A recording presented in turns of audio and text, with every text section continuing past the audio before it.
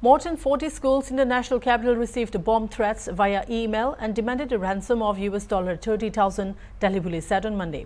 The threat mail read, underquote, I planted multiple bombs, lead acid explosive compound used in detonators inside a building. I planted multiple bombs inside a building. The bombs are small and hidden very well. It will not cause very much damage to the building, but many people will be injured when the bombs detonate. You all deserve to suffer and toast limbs. If I do not receive $30,000, I will detonate the bombs, unquote. This email came on December 8 at around 11:38 p.m. Meanwhile, Mother Mary's School, British School, Salwan Public School, Cambridge School, Delhi Public School in R.K. Puram and G.D. Goenka Public School in Paschim Vihar received bomb threats via email, Delhi police said. The Mother Mary's School stated that an email was received this morning regarding a bomb threat in Delhi. In the school, Delhi Police PRO Sanjay Dyaki said that immediately after receiving the email, the police started their action.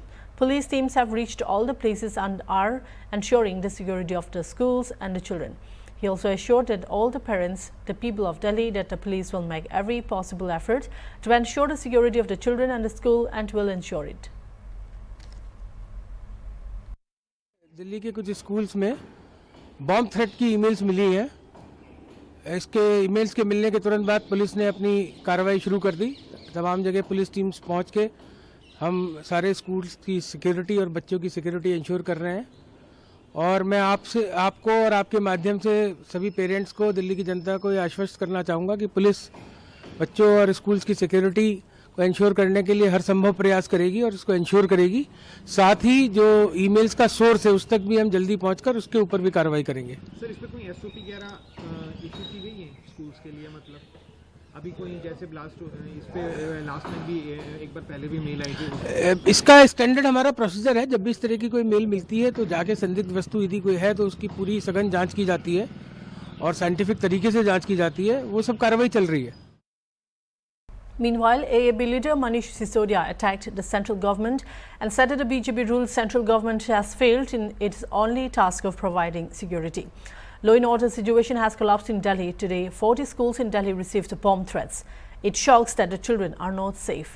BJP has induced an environment of fear in Delhi, he added. ये सारी खबरें देख के दिल दहल जाता है कि हमारे बच्चे भी सुरक्षित नहीं हैं।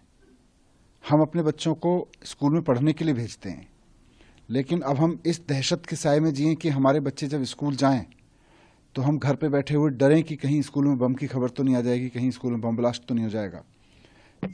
मैं मतलब सोच के ही हिल जाता हूं कि उन माँ बाप पे इस वक्त क्या बीत रही होगी जिनके बच्चे स्कूलों में हैं इस खबर आने के बाद में।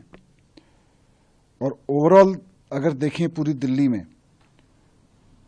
दिल्ली में दहशत का माहौल बना रखा है भारतीय जनता पार्टी ने। Total law and order failure है अमित शाह जी का। गृह मंत्री होने के नाते उनको ये जिम्मेदारी लेनी चाहिए कि जिस राजधानी में वो गृह मंत्री के रूप में बैठे हैं देश की, दिल्ली में चारों तरफ व्यापारियों से रंगदारी वसूली जा रही है, चारों तरफ बदमाश खुलेआम पिस्टल लहराते हुए फायरिंग करते हुए घूम रहे हैं। रोज घटनाएं हो रही हैं इस तरह की, और अब हमारे बच्चे भी सुरक्षित नहीं हैं।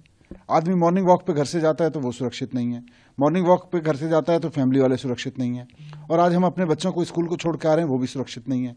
तो कर क्या रहे हैं अमित शाह जी? देश का गृह मंत्रालय कर क्या रहा है? पूरी की पूरी इंटेलिजेंस, सारी की सारी केंद्र सरकार कर क्या रही है? अगर देश की राजधानी में लोग इतने दहशत में जीने को मजबूर हैं तो हो क्या रहा है देश में? सरकारें कहाँ हैं? मैंने कभी ऐसा दहशत का माहौल नहीं देखा दिल्ली में। आप लोग जो कानून व्यवस्था को लेकर सवाल खड़े कर रहे हैं, बीजेपी की तरफ से जो प्रतिक्रिया आती है वो लोग इसे रोहिंग्या से जोड़ते हैं कि दिल्ली में रोहिंग्या बनने आम आदमी पार्टी ने उनके वोट। देखिए, पहली बात तो लॉ एंड ऑर्डर केंद्र सरकार की जिम्मेदारी है। इतना दहशत का माहौल मैंने कभी नहीं देखा। स्कूल के किनारे बम फट रहा है, 1 महीने बाद फिर से वहां बम मिल जाता है, बम फट जाता है। चारों तरफ में व्यापारियों को रंगदारी की धमकियां आ रही हैं, अपहरण होने की धमकी आ रही है, गोलियां चल रही हैं, मर्डर हो रहे हैं। तो कहीं ना कहीं बीजेपी को